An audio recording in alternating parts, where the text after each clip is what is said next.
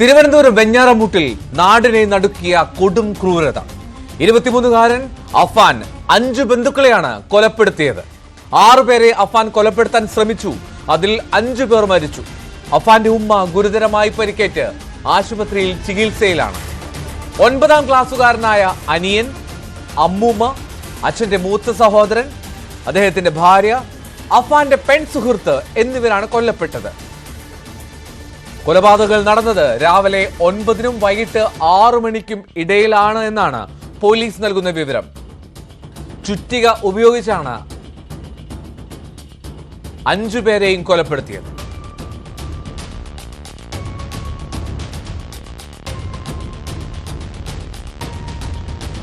ഇതിലെ പ്രതി police നിരീക്ഷണത്തിലെ Thiruvananthapuram medical college ആശുപത്രിയിലുണ്ട്.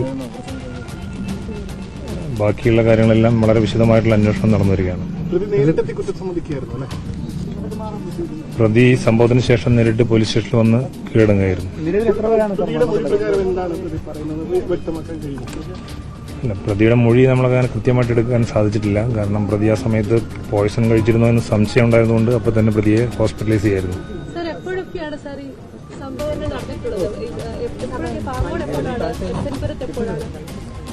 അങ്ങനെ ഓരോന്നും കൃത്യം പറയാൻ ഈ സമയത്ത് ബുദ്ധിമുട്ടാണ്. പക്ഷേ എങ്കിലും രാവിലെ 10 മണിക്കും വൈകുന്നേരം 6 മണിക്കും ഇടയിലുള്ള സമയത്താണ് ഈ എല്ലാ കൃത്യങ്ങളും നടന്നിട്ടുള്ളതായിട്ടാണ് നമുക്കിപ്പോൾ ബോധ്യമാകുന്നത്. കൊലപാതകത്തിന് ഉപയോഗിച്ച ആയുധം എന്താണെന്ന് മനസ്സിലാക്കാൻ അത് മനസ്സിലായിട്ടുണ്ട്. ആയുധം നമുക്ക് മനസ്സിലായിട്ടുണ്ട്. അത് പോസ്റ്റ്മോർട്ടം റിപ്പോർട്ടും കൂടി വന്നാലേ നമുക്ക് പരിപൂർണമായിട്ട് പറയാൻ സാധിക്കും.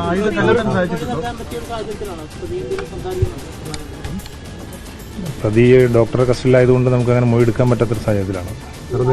ലഹരി ഉപയോഗിച്ചിട്ടോ പ്രതി?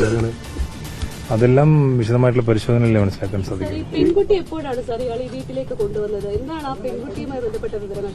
അല്ല, അത് ഈ പ്രതിയെ ഇനി വീണ്ടും പ്രതിയുടെ മൊഴി കൃത്യമായിട്ട് രേഖപ്പെടുത്തിയത് നമ്മൾ ഓരോന്നും വെരിഫൈ ചെയ്തെങ്കിൽ മാത്രമേ നമുക്ക് കൃത്യമായിട്ട് പറയാൻ സാധിക്കൂ. അല്ല, ആ വക അന്വേഷണങ്ങൾ നടന്നു വരുന്നേ ഉള്ളൂ. ജസ്റ്റ് നമ്മൾ സാമ്പത്തിക ബുദ്ധിമുട്ട് എന്തെങ്കിലും കാരണമായിട്ടുണ്ട്? അല്ല, ഈ ഫാമിലിയിൽ സാമ്പത്തികമായിട്ട് എന്തോ ബുദ്ധിമുട്ടുള്ള പ്രശ്നങ്ങളുള്ളതായിട്ട് ഇങ്ങനെ സൂചനയുണ്ട്. അത് എത്രമാത്രം ശരിയാണെന്നുള്ളത് അറിയില്ല. അല്ല, അങ്ങനൊന്നും നമുക്ക് ഇതുവരെ നമുക്ക് പറയാൻ സാധിക്കില്ല.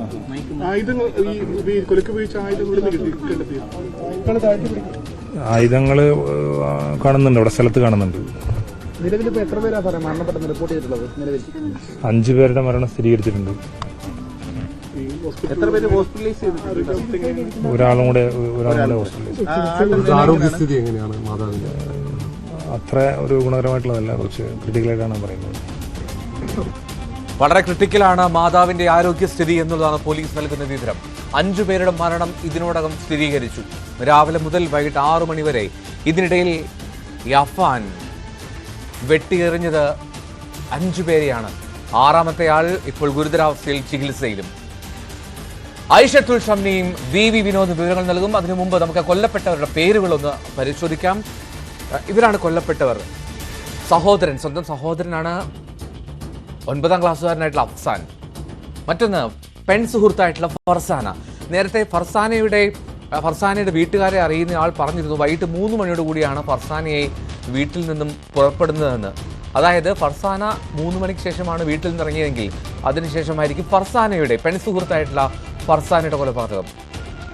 പിതൃമാതാവ് സൽമ ബീവിയാണ് അഫാന്റെ ആക്രമണത്തിൽ കൊല്ലപ്പെട്ട മറ്റൊരാൾ. സൽമ ബീവി, ഒപ്പം പിതാവിന്റെ സഹോദരൻ ലത്തീഫിന്റെ ഭാര്യ ഷാഹിദ. ഇങ്ങനെ 5 പേർക്കാണ് ഈ കൊടും ക്രൂരതയിൽ ജീവനഷ്ടമായത്. ഇത്രയും പ്രകോപനമുണ്ടാകാൻ പാകത്തിന് ക്രൂരതയ്ക്കുള്ള സാഹചര്യം എന്താണ് എന്നുള്ളതിന്റെ വ്യക്തത വരേണ്ടതുണ്ട്. കൂടുതൽ വിവരങ്ങൾ ലഭ്യമാകേണ്ടതുണ്ട്. അതുതന്നെയാണ് പോലീസും ശ്രമിക്കുന്നത്. ലഹരിയുണ്ടോ, സാമ്പത്തിക ബാധ്യതയാണോ പ്രശ്നം? അല്ല, ഇനി നാട്ടുകാർ പറയുന്നത് പോലെ ഈ പെൺ സുഹൃത്തിനെ വീട്ടുകാർ സ്വീകരിക്കാത്തതിലുള്ള പ്രശ്നമാണോ? ഒരുപാട് ചോദ്യങ്ങൾക്ക് ഉത്തരമാണ് തേടാനുള്ളത് അന്വേഷണ സംഘത്തിന്. വിഷം കഴിച്ചിട്ടുണ്ട് എന്നുള്ള വെളിപ്പെടുത്തലിന്റെ പശ്ചാത്തലത്തിൽ പ്രതിയെ ഇപ്പോൾ മെഡിക്കൽ കോളേജിൽ ചികിത്സയിൽ ആക്കിയിരിക്കുകയാണ്. മെഡിക്കൽ കോളേജിൽ നിന്നും വെഞ്ഞാറമൂട്ടിലെ കൊടും ക്രൂരത നടന്ന വീടിന് മുന്നിൽ നിന്ന് ഐഷത്തുൽ ഷംന ചേരുന്നു. ആദ്യം ഐഷത്തുൽ ഷംനയിലേക്ക്. ഷംന, ഒരുപാട് ചോദ്യങ്ങളുണ്ട് എങ്കിൽ പോലും ഇപ്പോഴും പോലീസ് നൽകുന്ന സൂചനകൾ എന്തൊക്കെയാണ്? എന്തായിരിക്കാം ഇത്തരത്തിലൊരു കൃത്യത്തിലേക്ക് അയാളെ നയിച്ചത് എന്നാണ് ആദ്യ നിഗമനം.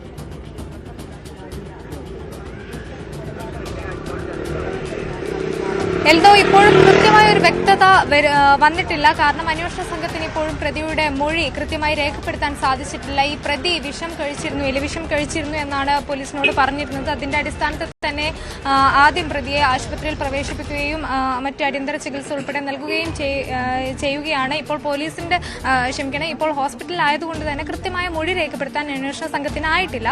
പക്ഷേ ഇപ്പോൾ ഏറെക്കുറെ കിട്ടുന്ന നിഗമനങ്ങൾ അനുസരിച്ച് ഈ പ്രതിയുടെ കുടുംബത്തിന്, അഫാന്റെ കുടുംബത്തിന് വലിയ രീതിയിലുള്ള സാമ്പത്തിക പ്രതിസന്ധികൾ ഉണ്ടായിരുന്നു. അതായത് അഫാന്റെ പിതാവ് ഗൾഫിൽ ബിസിനസ് ആണ് ആൾക്ക്. അപ്പോൾ ഈ പിതാവിന്റെ ബിസിനസ്സുമായി ബന്ധപ്പെട്ട് കുറച്ച് സാമ്പത്തിക പ്രതിസന്ധികൾ ഉണ്ടായിരുന്നു. ഇത് തീർക്കാൻ വേണ്ടി നേരത്തെ തന്നെ ഈ കുടുംബത്തോട് ഈ പിതാവിന്റെ പേര് റഹ്മാൻ എന്നാണ്. ഈ റഹ്മാന്റെ മാതാവിനോട് കൊല്ലപ്പെട്ട സൽമാ ബീവിയോട് സഹായം ചോദിച്ചിരുന്നു. പക്ഷേ ആദ്യഘട്ടത്തിലൊന്നും ഈ സൽമാ ബീവി സഹായിച്ചിരുന്നില്ല.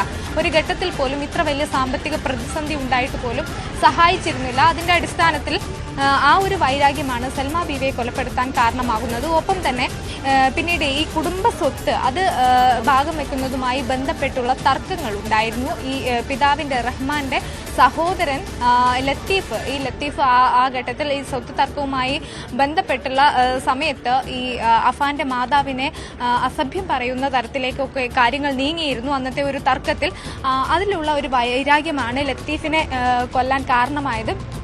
പിന്നീട് ഈ അയാളെ കൊല്ലുന്നു, ലത്തീഫിനെ കൊല്ലുന്നു. ലത്തീഫിന്റെ ഭാര്യയെയും ഷാഹിദയെയും പിന്നീട് കൊല്ലുന്നു. എന്തായാലും ഇന്ന് 3 മണിക്ക് ശേഷമാണ് ഈ അഫാന്റെ പെൺ സുഹൃത്ത്, അതായത് ഈ ഫർസാന വീട്ടിൽ നിന്നും ഇറങ്ങുന്നത്. ഇവർ തമ്മിൽ എത്ര കാലത്തെ ബന്ധമായിരുന്നെന്നോ എങ്ങനെയുള്ള എവിടെ വെച്ചുള്ള പരിചയമായിരുന്നോ എന്നൊന്നും ഇവിടെ നാട്ടുകാർക്കോ മറ്റ് അടുത്ത ബന്ധുക്കൾക്കോ ഒന്നും അറിയില്ല. എന്തായാലും ഇവർ തമ്മിലുള്ള പ്രണയബന്ധം അങ്ങനെ 3 മണിക്ക് ശേഷം അഫാന്റെ കൂടെ ഇറങ്ങി വരികയാണ് ഫർസാന. അതിനുശേഷം ഇവർ ഇരുവരും ആദ്യം പോകുന്നത് ഈ വാപ്പുമ്മയെ, അതായത് സൽമാ ബീവിയെ കാണാനായിരുന്നു ആദ്യം പോയത്. എന്നിട്ട് ഈ വലിയ രീതിയിലുള്ള സാമ്പത്തിക പ്രതിസന്ധി ഉണ്ടായിരുന്ന ഒരു ഘട്ടത്തിൽ സ്വന്തം ഉപ്പയെ സഹായിച്ചില്ല, അല്ലെങ്കിൽ കുടുംബത്തിനെ സഹായിച്ചില്ല.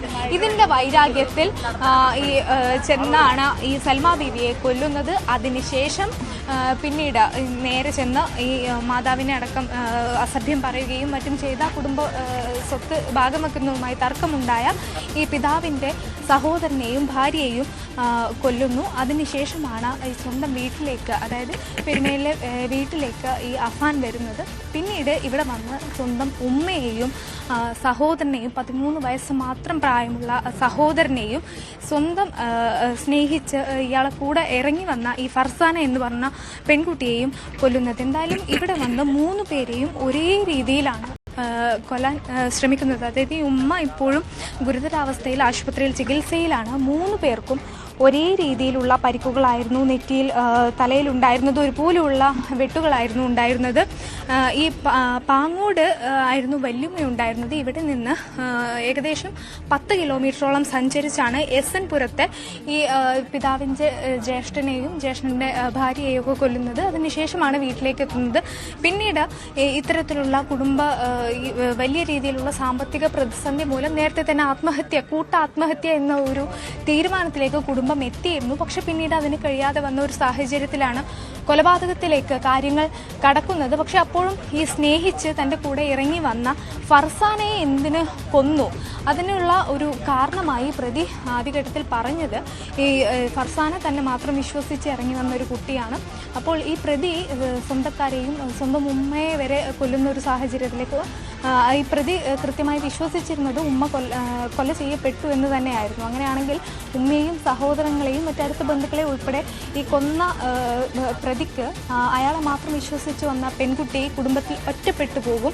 ആ ഒരു അവസ്ഥ ഉണ്ടാവാതിരിക്കാൻ വേണ്ടിയാണ് ആ കുട്ടിയെയും ഫർസാനയെയും കൊല്ലുന്നത് എന്ന തരത്തിലേക്കാണ് ഇപ്പോൾ നിഗമനങ്ങൾ എത്തുന്നത്. പക്ഷേ ആ കാര്യത്തിലും കൃത്യമായ ഒരു വ്യക്തത ഇപ്പോൾ വന്നിട്ടില്ല. എന്തായാലും പ്രതി ഈ കൊലപാതകങ്ങൾക്ക് ശേഷം ആത്മഹത്യ ചെയ്യാനായി വിഷം കഴിച്ചിരുന്നു. പക്ഷേ ആസൂത്രിതമായ കൊലപാതകം തന്നെയായിരുന്നു. ഒരു തരത്തിൽ പോലും ഈ പ്രതിക്ക് ഒരു കൊലപാതകം ചെയ്തപ്പോൾ പോലും പിന്നെ കുറ്റബോധം. ശരി, ഞാൻ ആശുപത്രിയിലേക്ക് മടങ്ങിയെത്താം. ഇപ്പോൾ വി വിനോദ് കൂടി ചേരുന്നുണ്ട് മെഡിക്കൽ കോളേജിൽ നിന്ന്. വിനോദ്, ഈ അഫാൻ അവിടെ 1-ാം വാർഡിലാണ് എന്ന് മനസ്സിലാക്കുന്നു. ഈ സെല്ലിലേക്ക് മാറ്റുമെന്നൊക്കെ പറയുന്നു. അതിന്റെ വിവരങ്ങൾ ലഭ്യമായി തുടങ്ങുന്നുണ്ടോ?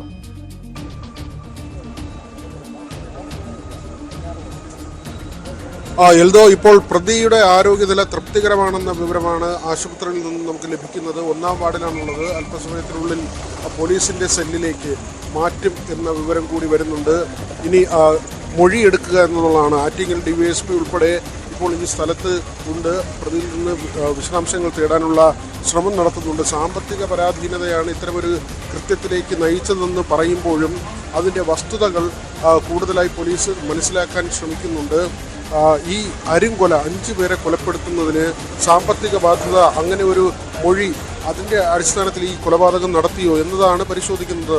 അതിനപ്പുറത്തേക്ക് ഈ വ്യക്തിവൈരാഗ്യം ഈ കുടുംബാംഗങ്ങളോട് ഉണ്ടായിരുന്നോ, ലഹരി ഉപയോഗം ഉണ്ടായിരുന്നോ, മറ്റെന്തെങ്കിലും കാരണമുണ്ടായിരുന്നോ, വിദേശത്തേക്ക് പോയിരുന്നു, കുറച്ചു കാലത്തേക്ക് വിദേശത്തേക്ക് പോയിരുന്നു, പിതാവ് അവിടെയാണ്, അത് കഴിഞ്ഞ് തിരികെ എത്തുന്നു, നാട്ടുകാരുമായി അധികം ബന്ധം പുലർത്തിയിരുന്ന ആളല്ല എന്ന കാര്യമാണ്. എന്നാൽ കുടുംബാംഗങ്ങളാകട്ടെ നാട്ടുകാരുമായി നല്ല സഹകരണത്തിലായിരുന്നു.